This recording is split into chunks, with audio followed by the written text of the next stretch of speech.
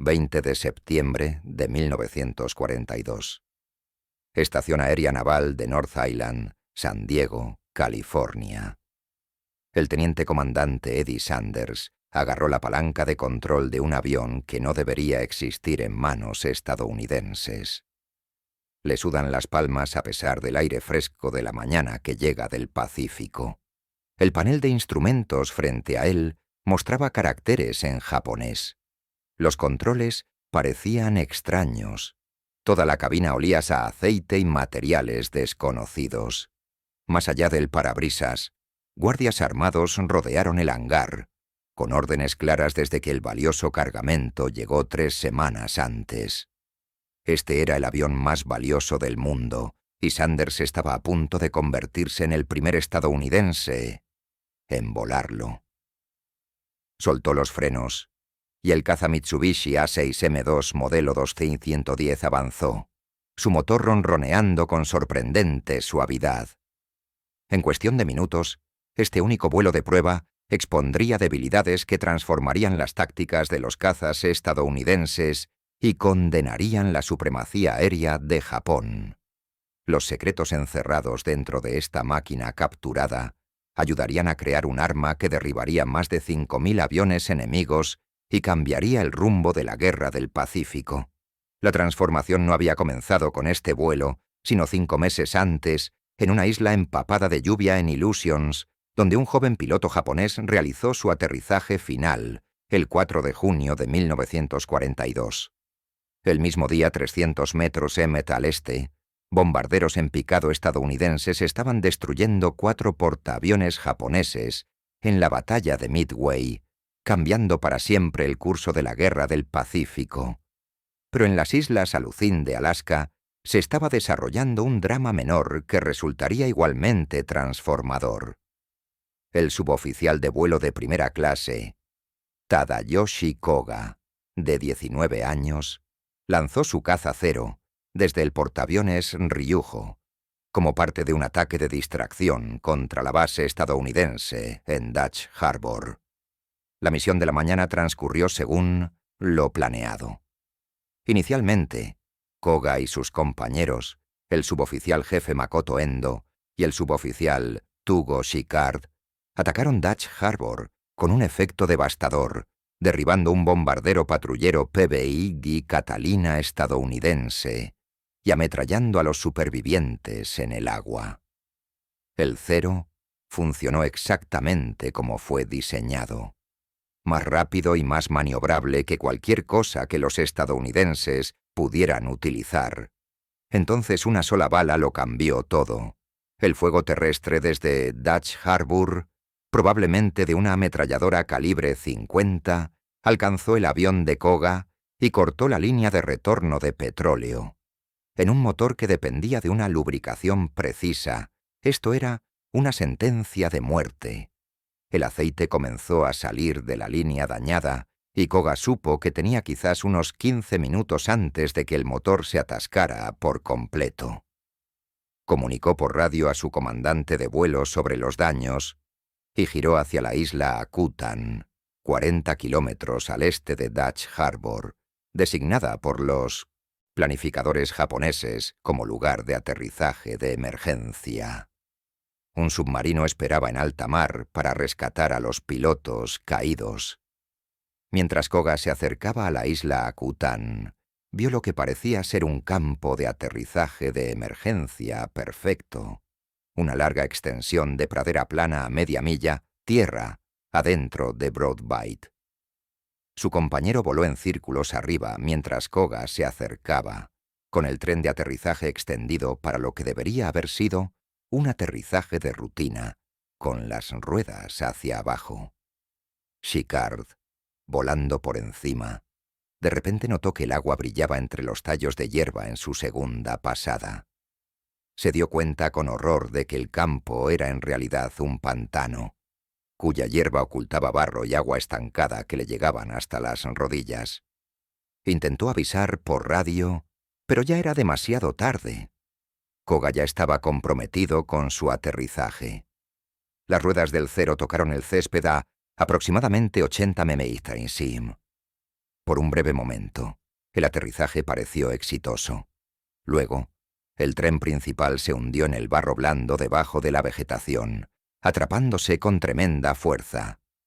La física tomó el relevo. El caza ligero, con la cola aún moviéndose a velocidad de aterrizaje, giró completamente en una violenta voltereta. El avión se estrelló boca abajo contra el pantano con un impacto aplastante.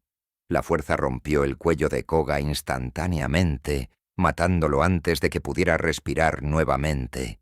Su cuerpo permaneció suspendido por su cinturón de seguridad en la cabina invertida, su pistola de servicio y su espada samurái aún atadas a su cintura, su traje de vuelo aún impecable, excepto por la precisa cinta médica envuelta alrededor de su torso debido a lesiones previas. Arriba, los compañeros de Koger se enfrentaron a una decisión agonizante. Las órdenes vigentes les exigían destruir cualquier cero inutilizado para evitar que cayera en manos enemigas. Dieron varias vueltas alrededor del lugar del accidente, con las ametralladoras listas, buscando cualquier señal de que su camarada hubiera sobrevivido. El avión parecía intacto, sentado boca abajo en el pantano con una tortuga boca abajo, a la que no podían disparar. Quizás Koger estuviera vivo, atrapado, esperando ser rescatado. No podían asesinar a su amigo con la posibilidad de que sobreviviera.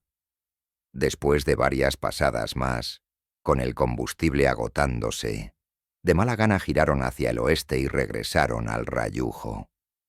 El submarino asignado para rescatar a los pilotos caídos buscó las aguas alrededor de Akutan durante horas antes de que el destructor estadounidense USS Williamson lo alejara. El cuerpo de Koga y su Zero permanecieron solos en el desierto de Aleutian, a 5.000 millas de Japón, esperando revelar cada secreto. Del arma más temida del imperio.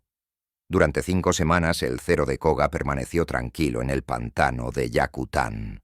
El lugar del accidente estaba fuera de la vista de las rutas marítimas estándar y de las rutas de patrulla aérea, escondido en un pequeño valle que recibía quizás 6 días de clara visibilidad al mes a través de la perpetua niebla de Lucia. Las fuerzas de portaaviones que podrían haber buscado a Koga ya se habían retirado hacia el oeste después de la catastrófica derrota en Midway. El destino del joven piloto se convirtió en otra estadística de bajas en una guerra que rápidamente se volvía contra Japón.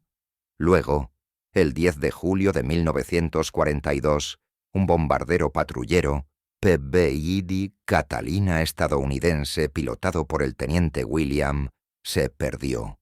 La navegación en las ilusiones era traicionera, con brújulas magnéticas poco fiables cerca del círculo polar ártico y puntos de referencia oscurecidos por una niebla casi constante. Sykes había estado navegando a estima cuando vio las islas Shumagin a través de un claro entre las nubes. Al reconocer su posición, corrigió el rumbo hacia Dutch Harbour y optó por volar directamente sobre la isla Akutan, en lugar de rodearla para ahorrar tiempo y combustible. El compañero maquinista Albert Knack, que actuaba como capitán del avión, miró hacia abajo precisamente en el momento adecuado. A través de un hueco temporal en la niebla, divisó una forma inusual en el pantano de abajo, algo que no pertenecía al paisaje ilusorio. Los círculos rojos brillantes en las alas eran inconfundibles.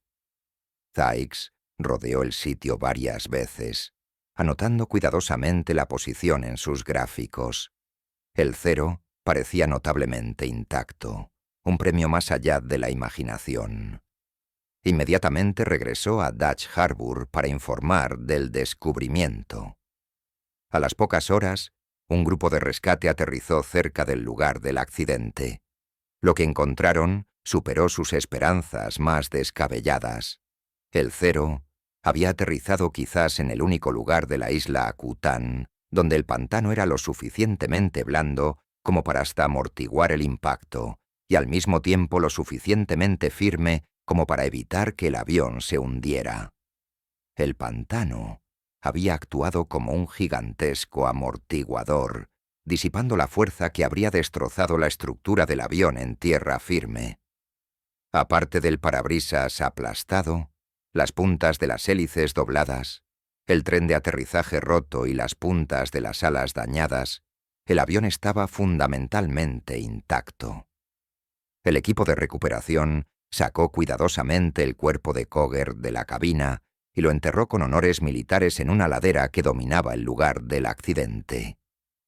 Notaron la extensa cinta médica alrededor de su torso, lo que sugiere lesiones previas o medidas de precaución contra maniobras de alta aceleración. Sus efectos personales, incluidas su pistola y espada, fueron retirados como material de inteligencia. Entonces comenzó la difícil tarea de extraer un avión de combate de un pantano alutiano. La operación de recuperación requirió casi 3 semanas de trabajo agotador en algunas de las condiciones más inhóspitas de la Tierra.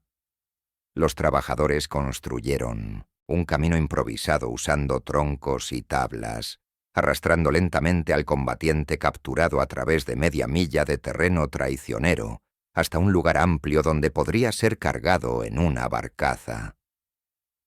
Toda la operación se desarrolló en un frío perpetuo y húmedo, con equipos que se congelaban u oxidaban durante la noche, pero el premio valía cualquier dificultad.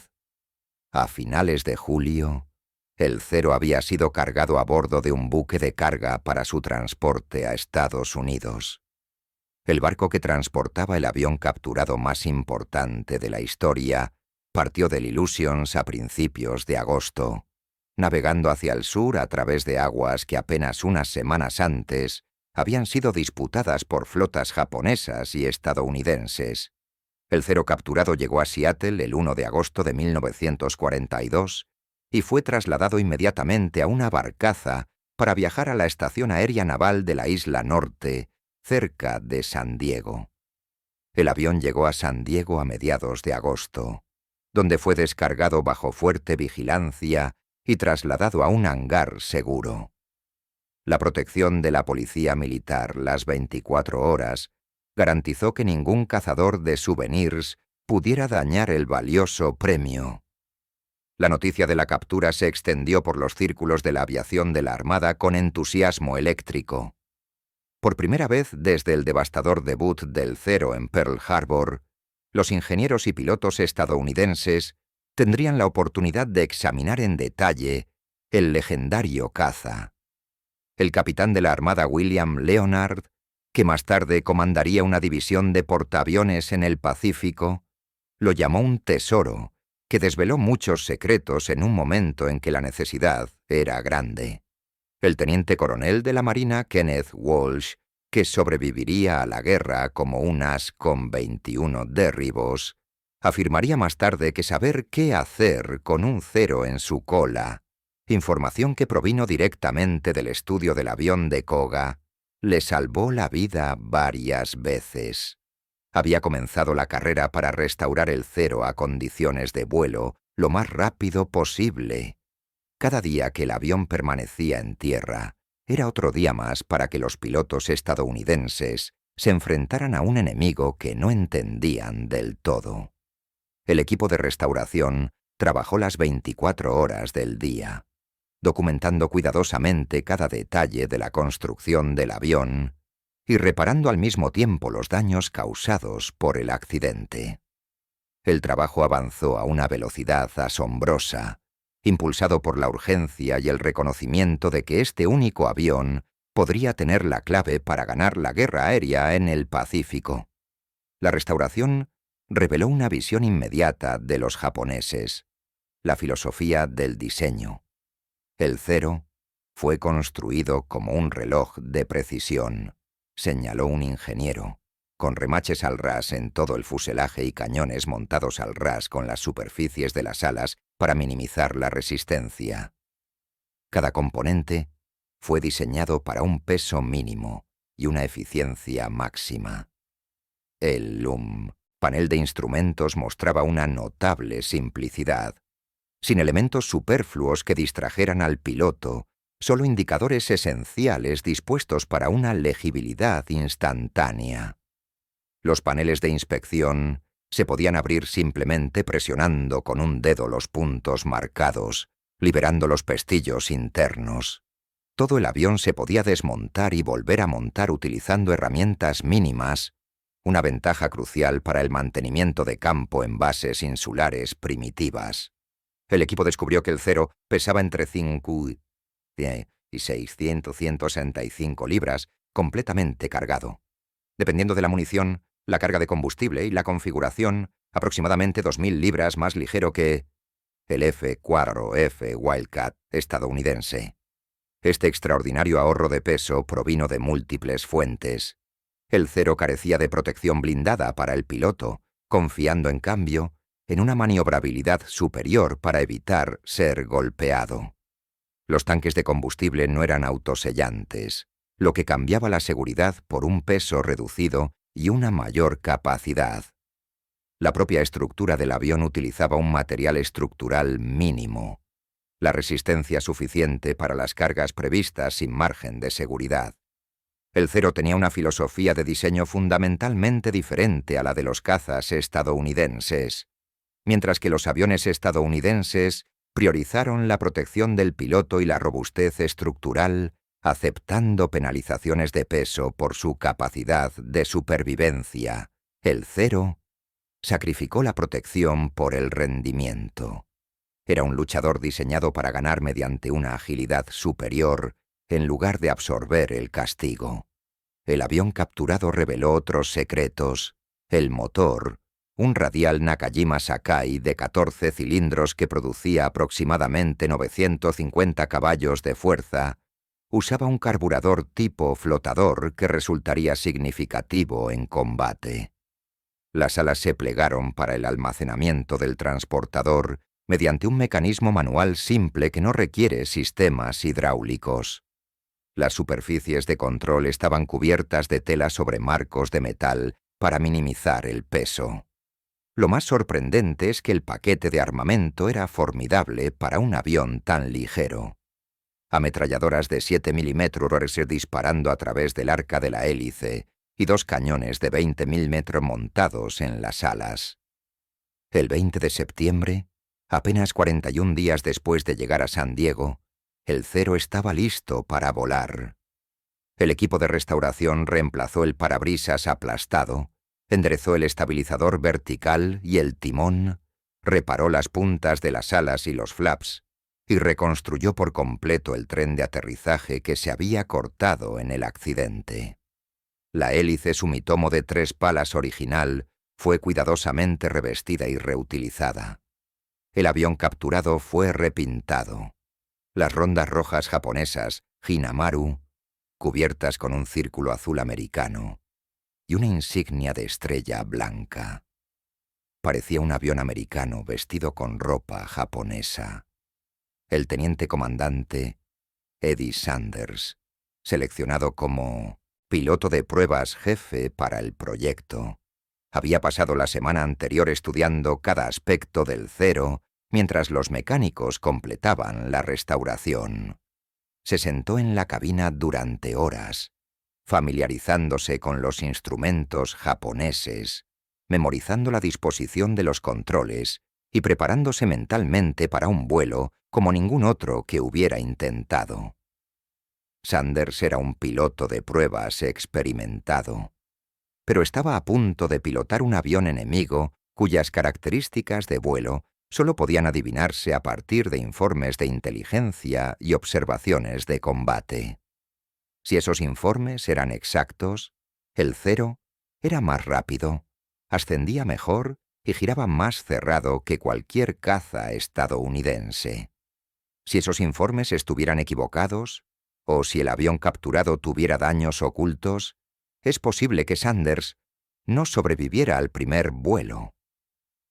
En la mañana del 20 de septiembre de 1942, Sanders subió a la cabina del CER por primera vez como piloto y no como estudiante.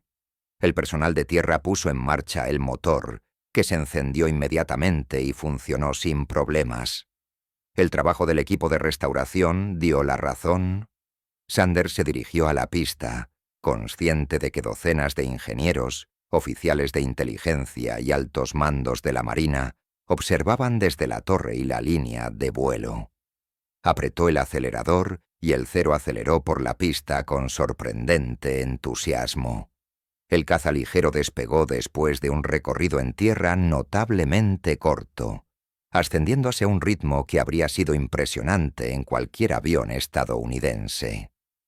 Durante la siguiente hora, Sanders sometió al Cero a una serie de pruebas de rendimiento, explorando cuidadosamente su envolvente de vuelo. Ascendió a altitud, probó las características de pérdida, practicó maniobras básicas y tanteó las cualidades de manejo del avión. Lo que descubrió en ese primer vuelo lo cambiaría todo. Inmediatamente fue evidente el hecho de que los alerones se congelaban a velocidades superiores a 200 nudos, lo que hacía que las maniobras de balanceo a esas velocidades fueran lentas y requerían mucha fuerza en la palanca de control. Saunders escribió en su informe: el Cero rodó hacia la izquierda mucho más fácilmente que hacia la derecha. El problema de los alerones de alta velocidad fue dramático e inesperado. A bajas velocidades, la maniobrabilidad del Cero era todo lo que afirmaban los pilotos japoneses, capaz de girar dentro de cualquier caza americano con facilidad. Pero por encima de los 200 nudos, aproximadamente 230 mpn, los alerones se volvieron cada vez más pesados y no respondían. Las superficies de control cubiertas de tela se hinchaban con la presión del aire a altas velocidades, lo que requería una enorme fuerza para superarlas. Los cazas estadounidenses, con sus superficies de control cubiertas de metal y sus sistemas de impulso hidráulico, mantenían el control total a todas velocidades. Sanders descubrió una segunda debilidad crítica durante las maniobras de aceleración negativa. Cuando empujó la palanca bruscamente hacia adelante, induciendo fuerzas gravitacionales negativas, el motor del Cero tosió y se apagó.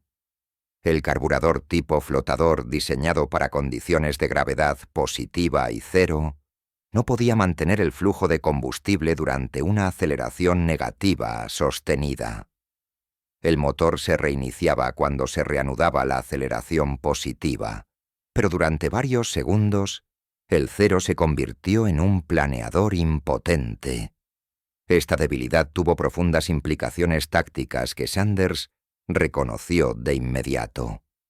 Los pilotos estadounidenses, superados en maniobras e incapaces de escapar de un Cero que los perseguía, ahora tenían su respuesta. Sanders señaló en su informe: si es posible, realice una inmersión vertical usando aceleración negativa para abrir el rango mientras el motor del Cero estaba detenido por las fuerzas involucradas. A unos 200 nudos, gire con fuerza justo antes de que el piloto del Cero pueda alinear su mira. Sanders completó 24 vuelos de prueba durante los siguientes 25 días, cada uno de los cuales reveló detalles adicionales sobre las capacidades y limitaciones del Cero. Probó el avión en varias altitudes, ajustes de potencia y configuraciones de combate. Realizó simulacros de peleas de perros contra cazas estadounidenses con otros pilotos de pruebas que volaban F-4F Wildcats y aviones más nuevos. Los datos acumulados de estos vuelos fueron extraordinarios. La velocidad máxima del Cero fue ligeramente menor que la del F-4F Wildcat, contrariamente a los informes de combate que sugieren que el caza japonés era más rápido. Sanders especuló que esto podría deberse al peso de la reconstrucción, ya que el equipo de restauración no había podido conseguir materiales de reemplazo exactos para algunos componentes. Sin embargo, el alcance excepcional del CER, más de 1900 millas terrestres, excedía con creces el de cualquier caza de portaaviones estadounidense. El avión podría permanecer en el aire durante más de 6 horas, lo que le permitiría escoltar a los bombarderos hasta lo más profundo del territorio enemigo o patrullar vastas extensiones de océano. La velocidad de ascenso del Zero excedía significativamente a los cazas estadounidenses, capaz de alcanzar 20.000 pies más rápido de lo que un F-14F podía alcanzar los 15.000 pies. Al girar en combate a bajas velocidades, el Zero podía completar un círculo completo a tiempo para que los cazas estadounidenses completaran solo 3.4 de giro. Estas características de rendimiento explicaban por qué los primeros combates de la guerra habían favorecido decisivamente a los pilotos japoneses. A bajas velocidades y en combates por curvas, el Zero era simplemente superior a todo lo que Estados Unidos utilizó a finales de 1941 y principios de 1942, pero las pruebas de Sanders revelaron que estas ventajas venían acompañadas de debilidades explotables. La construcción liviana del Zero significaba que no podía resistir el daño de la batalla. Los impactos que simplemente dañarían a un caza estadounidense a menudo resultaban fatales para el Zero, que carecía de blindaje y tanques de combustible autosellantes. El análisis de materiales de campo correcto de los componentes Zero capturados reveló aleaciones de aluminio de excelente calidad, pero utilizadas en espesores que los diseñadores estadounidenses considerarían inadecuados. El Zero fue construido con tolerancias mínimas, sin márgenes de seguridad para daños en combate. El informe final de Sanders sintetizó todos los datos de las pruebas en inteligencia procesable. Los pilotos estadounidenses deberían evitar peleas en giros a baja velocidad donde dominaba la maniobrabilidad del Zero. En su lugar, deberían utilizar ataques en picado, aprovechando las características superiores de alta velocidad de los cazas estadounidenses. Cuando un Zero era perseguido, los pilotos estadounidenses debían entrar en picado, preferiblemente con aceleración negativa para apagar el motor del Zero, y luego ejecutar un fuerte giro hacia la derecha a alta velocidad, donde el Zero no podía seguirlo. Los cazas estadounidenses deberían utilizar su blindaje y potencia de fuego superiores para absorber los impactos y al mismo tiempo lanzar ráfagas devastadoras que destruirían al frágil Zero. Las tácticas de equipo deberían reemplazar las peleas de perros individuales con compañeros que se cubren entre sí y usan ataques coordinados para anular la ventaja de giro del Zero. Estas recomendaciones fueron recopiladas y distribuidas por toda la flota con una velocidad sin precedentes. Los pilotos que se preparaban para el combate recibieron instrucciones detalladas sobre las características del Zero y cómo explotar sus debilidades. La información se incorporó a los programas de entrenamiento y los instructores enseñaron la técnica del descenso a alta velocidad y el giro brusco hacia la derecha a cada nuevo piloto. Los veteranos de combate que habían sobrevivido a los primeros encuentros con Zeros comprendieron de repente contra qué habían estado luchando y cómo ganar. El impacto en la moral de los pilotos fue profundo. Durante 8 meses, los aviadores navales estadounidenses se habían enfrentado a un avión que parecía invencible, capaz de superar a cualquier cosa que volaran. Los pilotos habían desarrollado un sano respeto por el Zero que rayaba en el miedo. La táctica oficial estadounidense, cuando fueron atacados por Zeros, había sido simplemente huir, una humillante admisión de inferioridad. Ahora, por primera vez, los pilotos estadounidenses tenían conocimientos concretos de cómo para luchar contra el Zero y ganar. La mística que rodeaba al luchador japonés comenzó a desmoronarse. Seguía siendo un oponente formidable, pero ya no era invencible. Tenía debilidades, y los pilotos estadounidenses ahora sabían exactamente cuáles eran esas debilidades y cómo explotarlas. Pero la mayor contribución del Autoutan Zero no fue la doctrina táctica.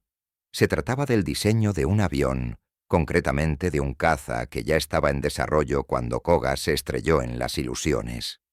El Grumman F-6F Hellcat se convertiría en el arma que transformó el conocimiento táctico estadounidense en resultados de combate devastadores. La historia de cómo surgió el Hellcat y cómo el Akutan Zero influyó en su desarrollo resultaría tan importante como los vuelos de prueba de Sanders. La conexión entre los dos aviones ha sido objeto de debate histórico. Algunos afirman que el Hellcat fue diseñado basándose en el Zero capturado, mientras que otros señalan que la línea de tiempo hace imposible la influencia directa. La verdad se encuentra en algún lugar entre una historia de desarrollo paralelo, inteligencia oportuna y la capacidad de Grumman para incorporar las lecciones aprendidas incluso cuando su caza entraba en producción. Enero de 1942. Grumman Aircraft Engineering Corporation, Bethpage, Long Island, Nueva York. Leroy Grumman estaba sentado en su escritorio, revisando diseños preliminares de lo que se convertiría en el F-6F Hellcat. Y los números le preocupaban. La Armada necesitaba un caza que sustituyera al F-4F Wildcat, algo más rápido y potente para contrarrestar los informes procedentes del Pacífico sobre la superioridad aérea japonesa. El equipo de diseño de Grumman, dirigido por los ingenieros jefe Jake Swerble y Bill Schwendler, había creado lo que era esencialmente un Wildcat más grande y potente. El diseño parecía bueno sobre el papel, pero a Grumman le preocupaba que no fuera suficiente. Los primeros meses de 1942 trajeron informes cada vez más alarmantes desde el Pacífico. Los pilotos estadounidenses eran superados por los ceros japoneses en cada encuentro. El F-4F Wildcat, el actual caza de primera línea de Grumman, estaba resultando inadecuado a pesar de ser un avión sólido y bien construido. Los informes de combate indicaron que el Zero podía superar al Wildcat en casi todas las categorías de rendimiento. Se necesitaba con urgencia, algo dramáticamente mejor. El F-6F inicial de Grumman, designado XF-6F1, se planeó con el motor ciclónico R-260 derecho que producía 1.700 caballos de fuerza.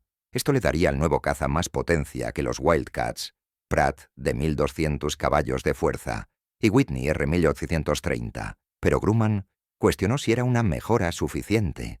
La compañía Maras había estado desarrollando el XF-6F1 desde mediados de 1941 y el contrato formal se firmó el 30 de junio de 1941, casi un año antes de que el Zero de Koga se estrellara en los Illusions. El trabajo de diseño avanzó rápidamente hasta principios de 1942. Impulsado por las necesidades urgentes de la Marina y el reconocimiento de Grumman de que la Guerra del Pacífico se ganaría o se perdería en el aire. La Oficina de Aeronáutica trabajó en estrecha colaboración con los ingenieros de Grumman, incorporando los comentarios de los pilotos de combate que regresaban del Pacífico. El 22 de abril de 1942, 6 semanas antes de la batalla de Midway y 7 semanas antes del accidente de Koch, el teniente comandante Edward Butch O'Hare visitó las instalaciones de Bethpage de Grumman. O'Hare, recién salido de operaciones de combate en las que había defendido él solo al portaaviones Lexington contra los bombarderos japoneses, ganando la medalla de honor, se reunió con los ingenieros de Grumman para discutir el desempeño del F-4F Wildcat contra el Zero. Sus ideas fueron aleccionadoras. El Zero era más rápido de lo que la inteligencia estadounidense había estimado. Ascendía mejor de lo que parecía físicamente posible debido a la potencia de su motor y podía girar dentro del Wildcat con facilidad. O'Hare enfatizó que los cazas estadounidenses necesitaban más potencia, mejor velocidad de ascenso y mejor visibilidad para el piloto. El día antes de reunirse con los ingenieros de Grumman, O'Hare se había reunido con el presidente Franklin Roosevelt durante la ceremonia de entrega de la Medalla de Honor. El presidente preguntó qué se necesitaba en un nuevo caza naval. La respuesta de O'Hare fue directa y memorable. Un avión que subirá las escaleras más rápido. El teniente comandante de la Oficina de Aeronáutica, E.M. Jackson, en estrecha colaboración con Grumman, dirigió cambios de diseño específicos basados en la experiencia de combate. Jackson enfatizó montar la cabina más arriba en el fuselaje con el fuselaje delantero, ligeramente inclinado hacia la cubierta del motor, lo que brinda al piloto una excelente visibilidad sobre el morro. Hizo hincapié a los ingenieros de Grumman en que no se les puede golpear si no se los puede ver. Estos cambios se incorporaron al diseño del XF-6F incluso antes de que se descubriera el cero de Koga. El 26 de abril de 1942, 5 semanas antes del último vuelo de Koga, la Oficina de Aeronáutica tomó una decisión crítica que definiría el carácter del F-6F. Basado en relatos de combate del Pacífico y las recomendaciones de O'Hare, BUA ordenó a Grumman que instalara un motor más potente en el segundo prototipo XF-6F. El R-260 derecho se abandonó en favor del Pratt & Whitney R-8000 Double Wasp, un motor radial de 18 cilindros que producía 2.000 caballos de fuerza. Este era el mismo motor que se usaba en el BAA-F-4U Corsair y R-Republic P-47 Thunderbolt, y representó un aumento del 50% en potencia con respecto al diseño original XF-6F1. Grumman cumplió rediseñando y fortaleciendo la estructura del avión F-6F para soportar el motor más potente. El cambio requirió modificaciones en el soporte del motor, el sistema de enfriamiento y los componentes estructurales de toda la aeronave. Significaba retrasos en el cronograma de desarrollo, pero las mejoras en el rendimiento valdrían la pena. Grumman estimó que la nueva central eléctrica aumentaría el rendimiento en un 25% con respecto al diseño original. La decisión de cambiar el motor provino de múltiples factores que convergieron simultáneamente. El R-280 había demostrado ser confiable en las pruebas y estaba entrando en producción para otros programas de aviones.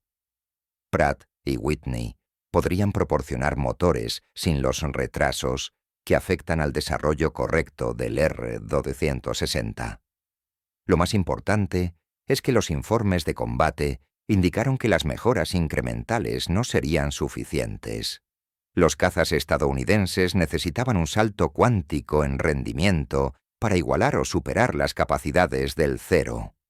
El primer prototipo XF-6F1, todavía equipado con el motor ciclónico R-260 derecho, realizó su vuelo inaugural el 26 de junio de 1942 con el piloto de pruebas Bob Hall a los mandos. Esto fue 8 días antes de que Koga se estrellara en los Aleutians y 6 semanas antes de que se descubriera el cero. El prototipo funcionó bien, demostrando buenas características de manejo y sin problemas graves, pero su desempeño con el Cyclone de 1.700 caballos de fuerza confirmó las preocupaciones de Grumman de que se necesitaba más potencia. El segundo prototipo, designado XF-3 y equipado con el R-290 de 2.000 caballos de fuerza, voló por primera vez el 30 de julio de 1942. Esto fue 20 días después de que se descubriera el Akutan 0, pero 2 meses antes de que fuera restaurado a condiciones de vuelo y probado. El rendimiento del XF-6F3 superó las expectativas. La potencia adicional transformó el diseño, dándole la velocidad de ascenso y la velocidad necesarias para competir con el cero, en igualdad de condiciones. Pero el desarrollo del Hellcat no se detuvo ahí. A lo largo del verano de 1942, los ingenieros de Grumman continuaron perfeccionando el diseño basándose en informes de combate e inteligencia del Pacífico. Cuando el Akutan 0 llegó a San Diego a mediados de agosto, en cuestión de días, comenzaron a llegar datos técnicos detallados a la Oficina de Aeronáutica y a Grumman. El avión capturado aún no había volado. pero el examen físico reveló información crucial sobre su construcción, peso, armamento y diseño. En filosofía, esta inteligencia llegó en un momento crítico en el desarrollo del F-6F. Se estableció el diseño básico, se seleccionó el motor y los primeros prototipos volaron, pero la producción aún no había comenzado, lo que significaba que aún se podían incorporar cambios con relativa facilidad. Los ingenieros de Germann estudiaron los datos del Zero con intenso interés, buscando formas de garantizar que su caza no solo pudiera igualar, sino superar las capacidades del avión japonés. El Zero pesaba entre 500 y 6.100 libras completamente cargado. El F-6F pesaría más de 12.000. Esta enorme penalización de peso, más del doble del peso del Zero, tuvo que compensarse con potencia adicional y un diseño inteligente.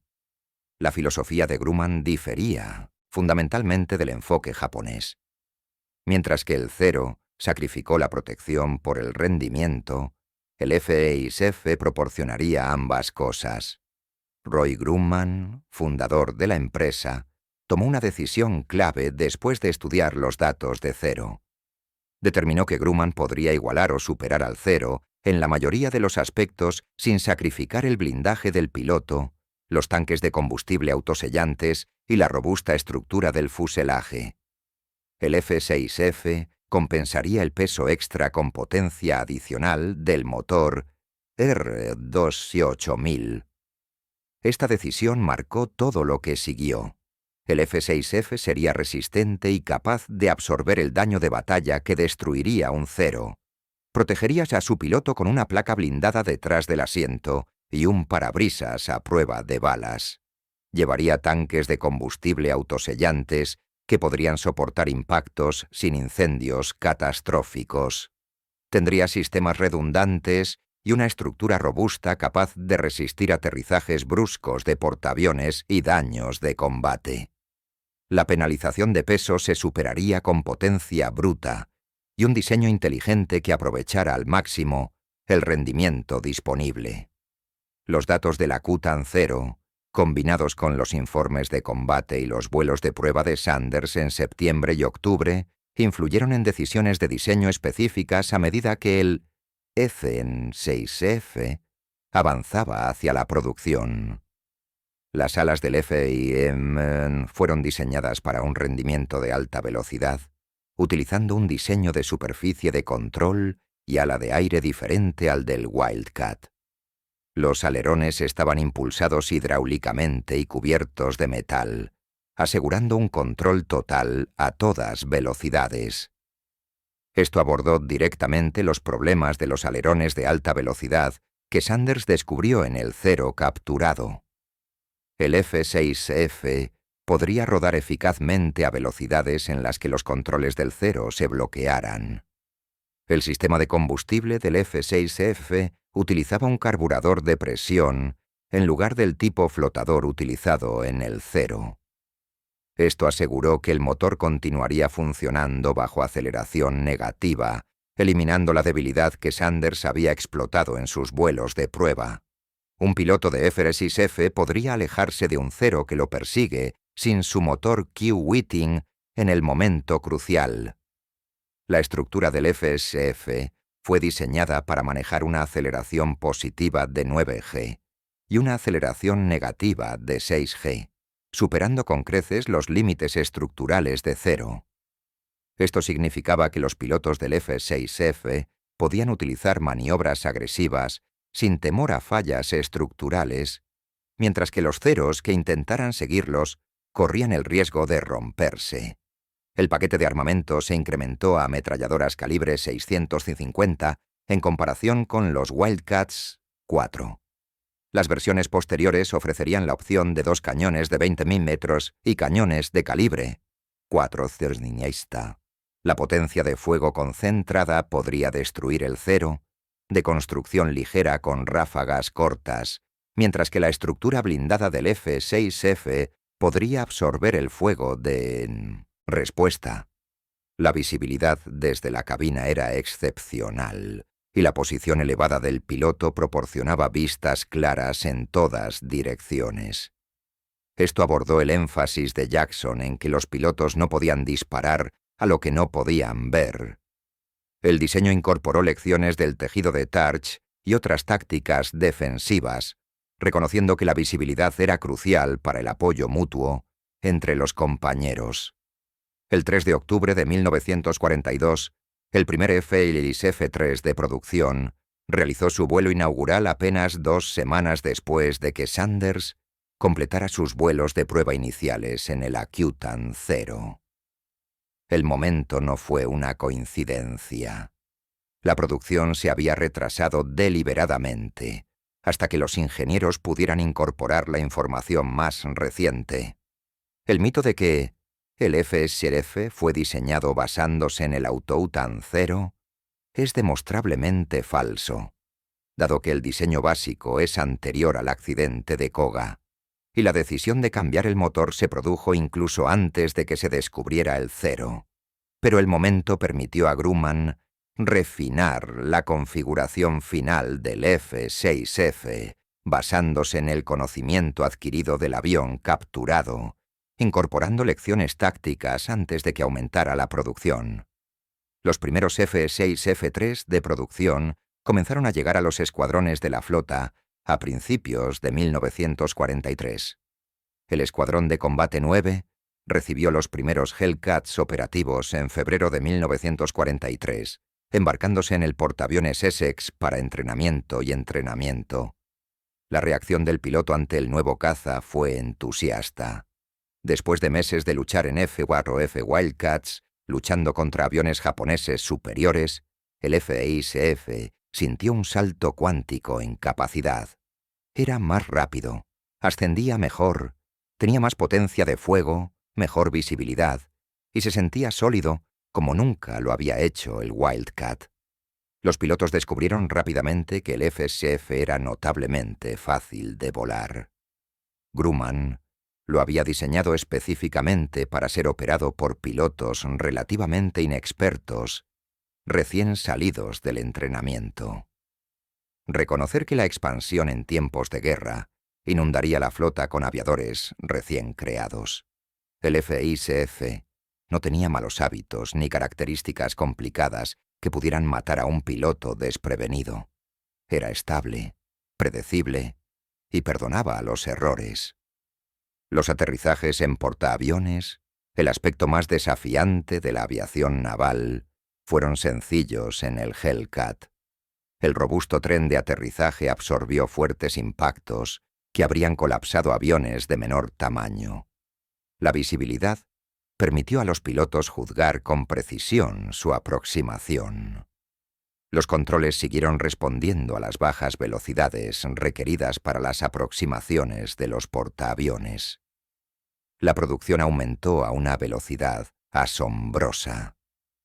Grumman construyó una nueva fábrica en Bethpage, específicamente para la producción del F-6F, y el primer avión salió de la línea antes de que se completaran los edificios de la fábrica. En su punto máximo de 1900, producción en 1944, Grumman produjo 644 aviones en un solo mes, un Hellcat por hora, un récord de producción de aviones nunca igualado. La escala era asombrosa. Cada F-6F requería aproximadamente 20.000 piezas individuales procedentes de cientos de subcontratistas.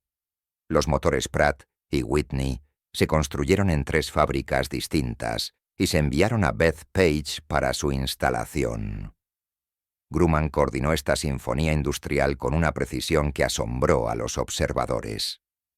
Gran parte del crédito fue para Jake Swerbel, el genio de la producción de Grumman, quien organizó el flujo de trabajo y la cadena de suministro con una eficiencia sin precedentes. Muchos trabajadores de Grumman nunca antes habían construido aviones, pero produjeron el caza de portaaviones más exitoso de la guerra. Entre el primer vuelo de producción en octubre de 1942 y el final de la guerra en noviembre de 1945, en un lapso de aproximadamente 37 meses, Grumman produciría 12.275 F-6F Hellcats en un solo complejo de fábrica. El F-6F hizo su debut en combate el 31 de agosto de 1943, 15 meses después de que se descubriera el Akutan 0 y 11 meses después del primer vuelo de prueba de Sander. Aviones de escuadrones de combate, 5 y 9 que operaban desde los portaaviones Yorktown e Independence, atacaron la isla Marcus como parte de una redada de portaaviones. La misión fue un éxito abrumador.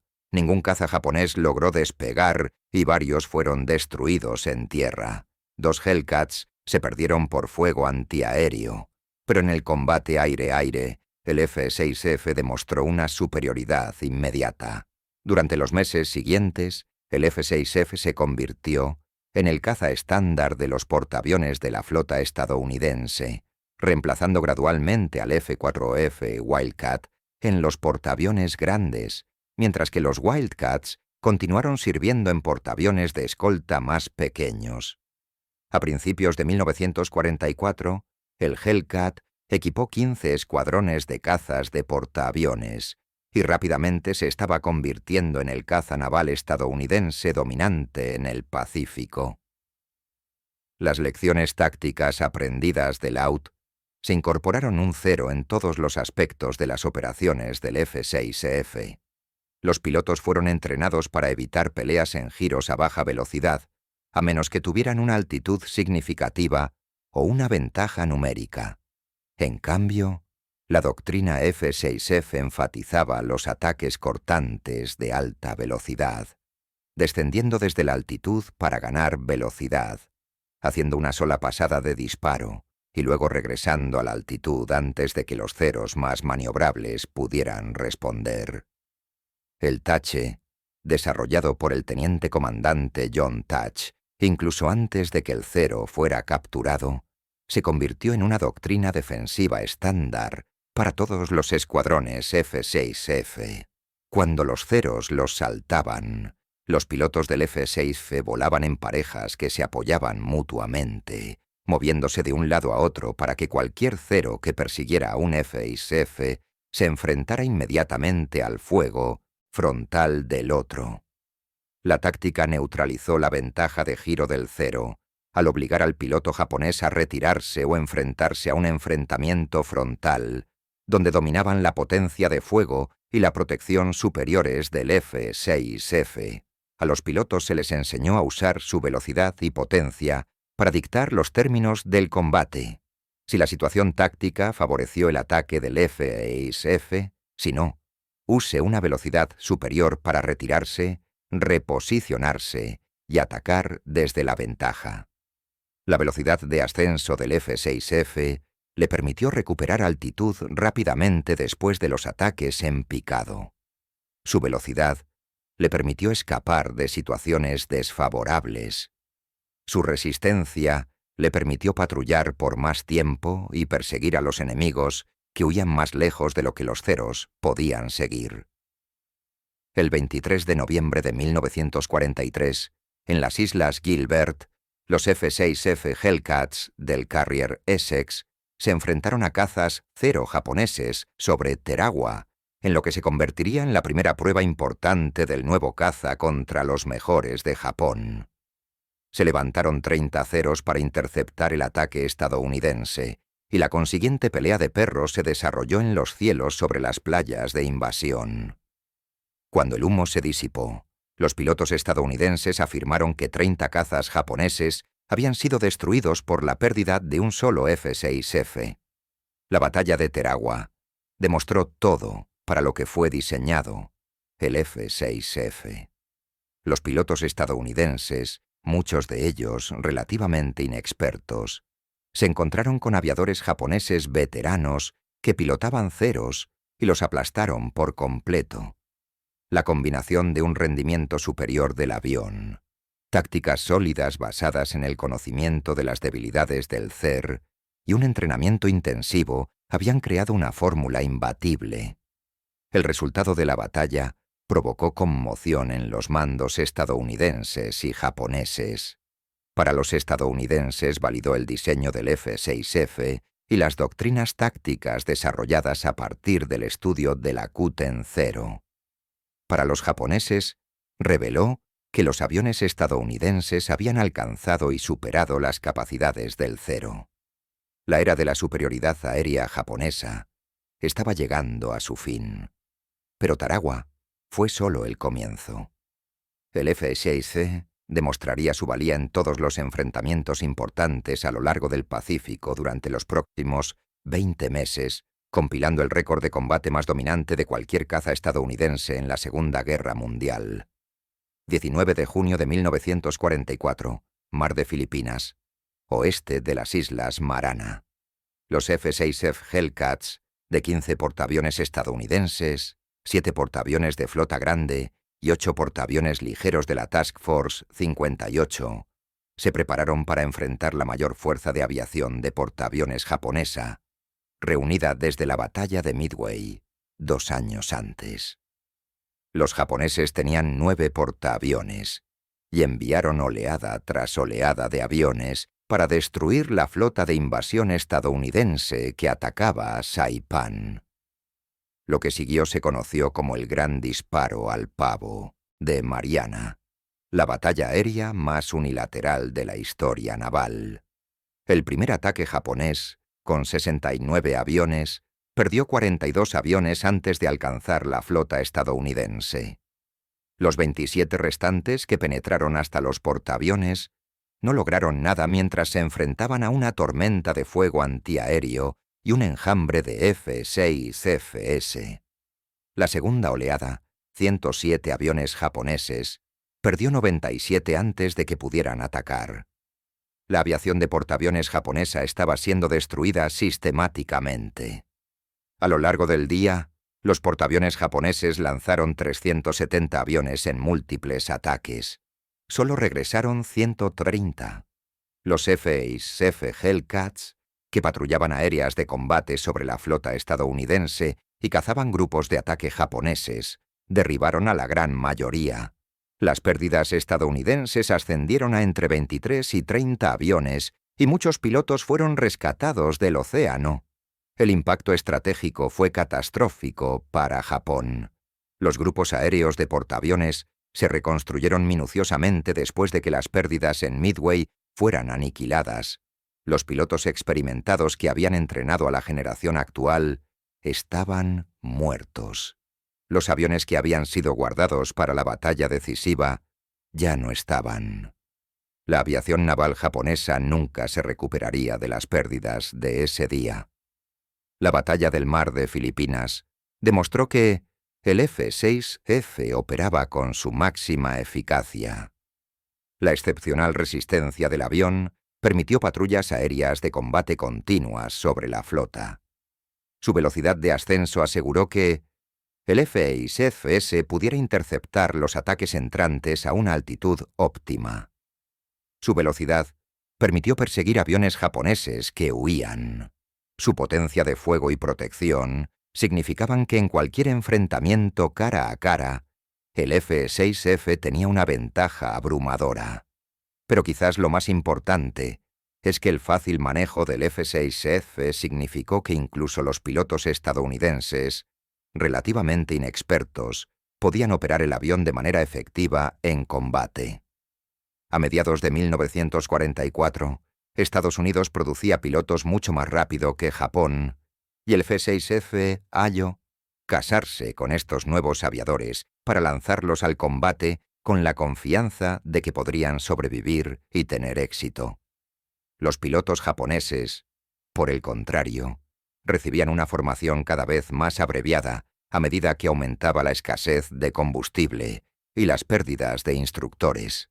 A finales de 1944, los pilotos japoneses entraban en combate con quizás un tercio de las horas de vuelo que recibían los pilotos estadounidenses. La diferencia de experiencia, combinada con la superioridad técnica del F-6F, creó una espiral de muerte para la aviación japonesa. Cada compromiso le costó a Japón pilotos irreemplazables, mientras que las pérdidas estadounidenses fueron rápidamente reemplazadas por el proceso de capacitación que producía miles de nuevos aviadores anualmente. La contribución del F-6F a la victoria estadounidense se extendió más allá del combate aéreo. El avión se adaptó a múltiples variantes especializadas que abordaban necesidades tácticas específicas. Las variantes de caza, F-6F-3N y F-6F-5N, llevaban equipo de radar en una cápsula montada en el ala de estribor, lo que les permitía interceptar los bombardeos nocturnos japoneses. El radar redujo ligeramente la velocidad máxima, pero los pilotos de cazas nocturnos encontraron que la capacidad valía la pena. Los cazas caballeros F-6F lograron un éxito notable contra los asaltantes nocturnos japoneses, derribando bombarderos que previamente habían atacado impunemente al amparo de la oscuridad. Las variantes de reconocimiento fotográfico F-6F-3P y F-6F-5P reemplazaron las armas con cámaras que realizaban misiones de reconocimiento cruciales sobre territorio enemigo.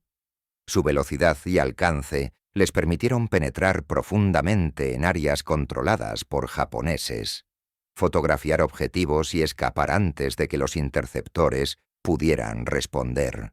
Posteriormente, las variantes F-6 y F-5 se modificaron para transportar bombas de 2.000 libras en un soporte central y rieles de cohetes debajo de las alas, transformando al caza en un cazabombardero altamente eficaz. Los F-6F armados con bombas y cohetes brindaron un devastador apoyo aéreo cercano a las fuerzas marinas y militares que luchaban en las islas del Pacífico, atacando búnkeres, posiciones de artillería y concentraciones de tropas japonesas con una precisión que la artillería no podía igualar. Al final de la Segunda Guerra Mundial, los F-6F Hellcats habían compilado estadísticas que no tienen comparación con ningún otro caza estadounidense. Al avión se le atribuyó la destrucción de 163 aviones enemigos en combates aire-aire del Pacífico por pilotos de la Armada y el Cuerpo de Marines de los Estados Unidos, con 60 aviones adicionales destruidos en otros teatros, lo que eleva el total a 53 si se incluyen las victorias del Air Arm de la flota de la Royal Navy británica. Solo 270 F-6F se perdieron en combate aire-aire, lo que le dio al avión una proporción general de muertes y pérdidas de 19-1. Específicamente contra los ceros japoneses, la proporción era de 13-1. Estas cifras reflejaban el impacto combinado del rendimiento superior de los aviones, la sólida doctrina táctica derivada del estudio del Auto-UTAN 0 y los pilotos estadounidenses cada vez más capacitados que se enfrentaban a una oposición japonesa en declive. El F-6F produjo más cazas Ases que cualquier otro avión aliado de la Segunda Guerra Mundial. Entre 305 y 307 pilotos de Navy Hellcat alcanzaron el estatus de As con 5 o más victorias, con ligeras variaciones en el conteo dependiendo de cómo se atribuyeron las muertes compartidas. El principal as de la Armada, el comandante David Maxell, obtuvo sus 34 victorias volando F-6Fs. El historial de combate del Hellcat fue tan dominante que los pilotos japoneses de finales de la guerra desarrollaron lo que la inteligencia estadounidense llamó fatiga cero, un reconocimiento de que enfrentarse al F-6Fs probablemente sería fatal. Los pilotos japoneses evitaban cada vez más el combate cuando era posible, lanzándose o huyendo hacia las nubes en lugar de luchar. Este dominio psicológico fue tan importante como la superioridad técnica, ya que permitió a los grupos de portaaviones estadounidenses operar casi con impunidad, sabiendo que la oposición aérea japonesa sería mínima e ineficaz. El contraste con los primeros combates de la guerra fue marcado. En 1942, los pilotos estadounidenses huían de cero siempre que era posible. En 1945, los pilotos japoneses huían de los Hellcats. La transformación fue completa. El papel de la Kutan 0 en esta transformación no se puede cuantificar con precisión, pero su importancia es innegable. El avión capturado proporcionó la primera información detallada sobre las capacidades y limitaciones del Zero. Los vuelos de prueba de Sanders revelaron debilidades específicas que podrían explotarse tácticamente. Los datos técnicos influyeron en las decisiones de diseño del F-6EF en un momento crucial en el que aún se podían incorporar cambios. Lo más importante es que el Akutan Zero destruyó la mística que rodeaba al caza japonés, demostrando que no era invencible, sino más bien un avión con fortalezas y debilidades específicas. La combinación del F-6F Hellcat y el conocimiento táctico adquirido con el Akutan Zero creó una sinergia que transformó la aviación naval estadounidense. El F-6F no fue diseñado a partir del Auto-UTAN Zero, sino que fue perfeccionado basándose en la inteligencia del avión capturado. Las tácticas que utilizaron los pilotos estadounidenses no se crearon estudiando el Zero, sino que fueron validadas y formalizadas por los vuelos de prueba de Sanders y los análisis posteriores. El resultado fue un sistema integrado de aviones, tácticas, entrenamiento y producción industrial que abrumó a la aviación japonesa. Por la guerra. Al final, Japón había producido aproximadamente 10.500 Zeros, su principal caza durante todo el conflicto. Estados Unidos produjo 12.295 F-6F Hellcats en 37 meses, además de miles de F-4U Corsair y otros cazas. El diferencial de producción reflejaba el poder industrial de Estados Unidos, pero el diferencial de combate reflejaba la superioridad técnica del F-6F y la doctrina táctica que lo empleaba eficazmente. El Akutan Zero fue destruido en febrero de 1945, irónicamente en un accidente de entrenamiento más que en un combate. Mientras rodaba para despegar en la estación aérea naval de North Island, un bombardero en picado SB-2C Helldiver perdió el control y se estrelló contra el Zero estacionado, y su hélice cortó en pedazos al caza japonés. William Leonard rescató varios medidores de los restos y los donó al Museo Nacional de la Marina de los Estados Unidos, el Museo del Patrimonio de Alaska y el Museo Nacional del Aire y el Espacio Smithsonian. También conservaron piezas pequeñas. El avión físico había desaparecido, pero su legado seguía vivo en cada F-6F que voló en misiones de combate, en cada piloto estadounidense que conocía las debilidades del Zero, en cada manual táctico que incorporaba las lecciones aprendidas de los vuelos de prueba de Sanders. El cuerpo de Koga, inicialmente enterrado en la isla Akutan, fue exhumado por los equipos del Servicio de Registro de American Graves en 1947 y vuelto a ser enterrado en la isla Adak, más abajo en la cadena Aleutiana. En 1953 se excavó el cementerio de Adak y 236 cuerpos, probablemente incluidos los restos de Koga, fueron devueltos a Japón para su entierro. El joven piloto, que murió a los 19 años, contribuyó involuntariamente a la derrota de Japón. Su avión, perfectamente conservado, revela secretos que condenarían a miles de sus compatriotas. El debate histórico sobre la importancia del Auto-UTAN Zero continúa. Algunos historiadores sostienen que fue la captura de inteligencia más importante de la Guerra del Pacífico, más valiosa que la codificación o cualquier otra fuente. Otros sostienen que la victoria estadounidense era inevitable de todos modos, y que los Zeros simplemente capturan tendencias aceleradas que ya estaban en marcha. El historiador japonés y teniente general de las Fuerzas de Autodefensa Aérea, Masatake Okumiya, que voló como oficial de Estado Mayor en la mayoría de las principales batallas de portaaviones del Pacífico, afirmó que la adquisición del Akutan Zero no fue menos grave que la derrota japonesa en Midway. La revelación de los secretos del Zero a los ingenieros y pilotos de pruebas estadounidenses representó un fallo de inteligencia catastrófico, cuyas consecuencias se extendieron a lo largo de los años restantes de la guerra. El as de los luchadores, William Leonard, llamó al Zero, capturado un tesoro, que desveló muchos secretos en un momento en el que la necesidad era grande. El as de la Marina Kenneth Walsh le dio crédito a la inteligencia del Cero de Koga por salvarle la vida varias veces. El conocimiento táctico que le permitió sobrevivir a encuentros tempranos que de otro modo podrían haber sido fatales. La verdad probablemente incorpora elementos de todas estas perspectivas. El Akutancero no fue el único responsable de la victoria estadounidense, que se basó en la capacidad industrial, la descodificación de códigos, la guerra submarina y muchos otros factores, pero fue una pieza crucial del rompecabezas que llegó exactamente en el momento adecuado para influir en las decisiones de diseño de aviones y el desarrollo de doctrina táctica. Sin el Akutancero, el F-6F seguiría siendo un excelente caza.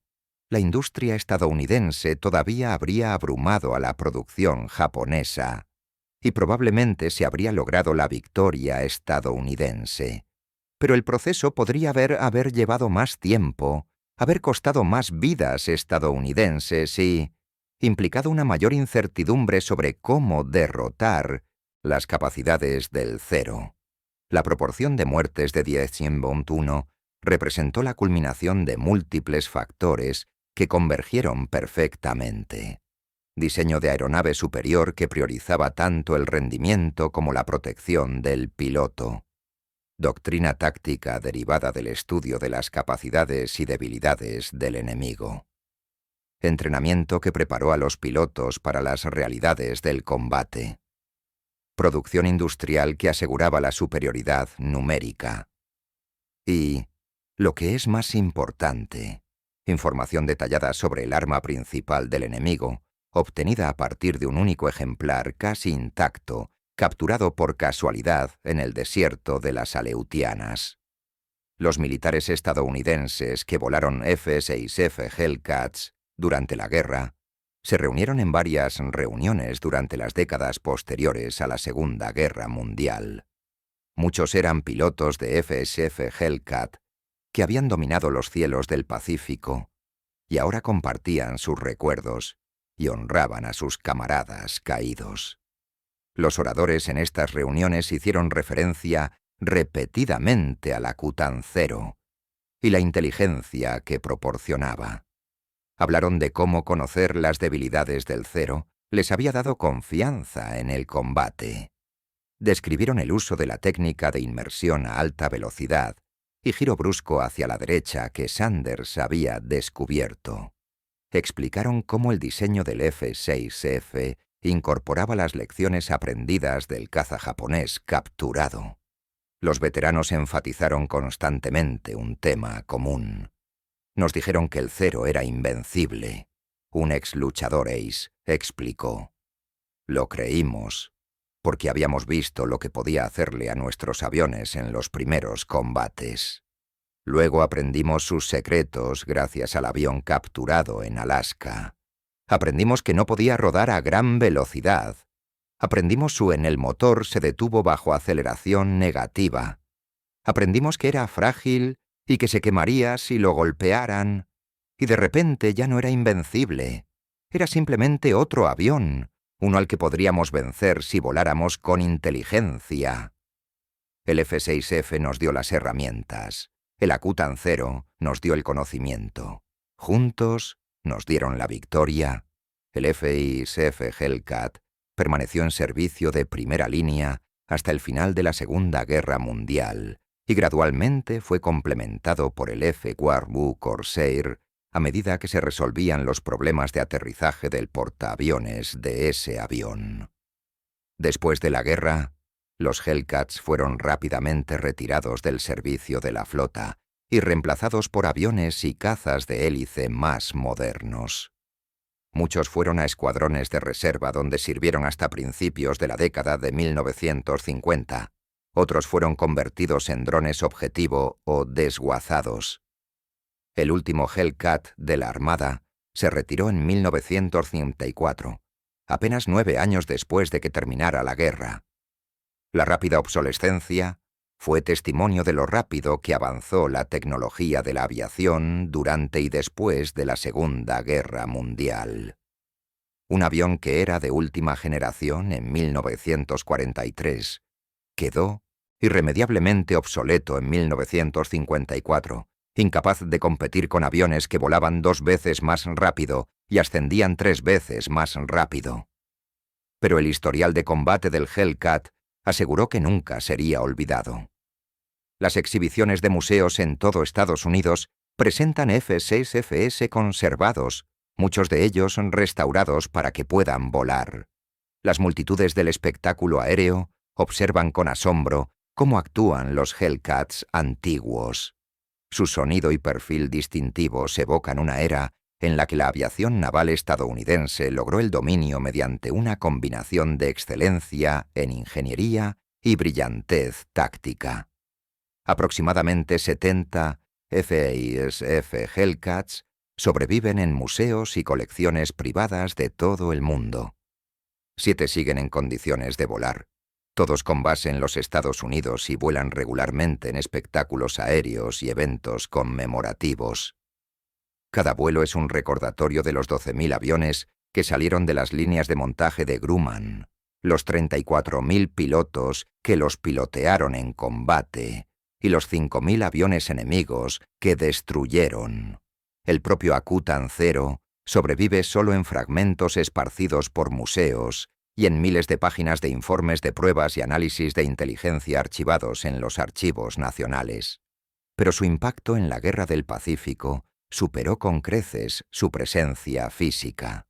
Un solo avión capturado por casualidad, probado durante unos meses y destruido en un accidente contribuyó a la victoria estadounidense, en formas que nunca podrán medirse con precisión, pero tampoco descartarse.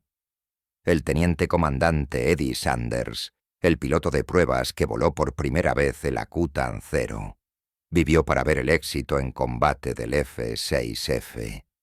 Continuó desempeñando diversas funciones de prueba y evaluación de aviación durante la guerra, contribuyendo a programas de desarrollo para múltiples tipos de aeronaves.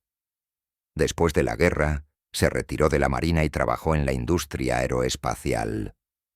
Su experiencia en pruebas de aeronaves fue valiosa en el rápido avance tecnológico de la era de la posguerra.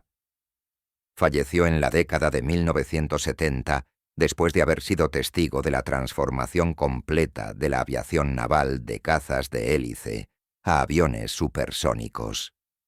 Sanders rara vez hablaba públicamente sobre su papel en las pruebas del Akutan 0, considerándolo simplemente una tarea entre muchas en una carrera dedicada a la aviación naval. Pero quienes sirvieron con él reconocieron la importancia de su trabajo. Sus cuidadosos vuelos de prueba, informes detallados y conocimientos analíticos habían contribuido directamente a la doctrina táctica estadounidense e indirectamente a las decisiones de diseño del F-6F. Era un profesional tranquilo que hizo su trabajo magníficamente en el momento más importante. La lección más amplia de la historia del Akutan 0 y el F-6F Hellcat se extiende más allá de la Segunda Guerra Mundial. Las fuerzas militares modernas gastan miles de millones en recopilación de inteligencia, análisis técnico y evaluación de amenazas, porque el ejemplo 0 de Akutan demostró lo valioso que puede ser el conocimiento detallado de las capacidades del enemigo. Cada avión enemigo capturado, cada desertor que trae información técnica, cada fuente de inteligencia que revela las debilidades del enemigo, es potencialmente otro 0 Akutan, una clave que desbloquea ventajas tácticas y tecnológicas. Comprender las capacidades y limitaciones de tu enemigo puede significar la diferencia entre la victoria y la derrota.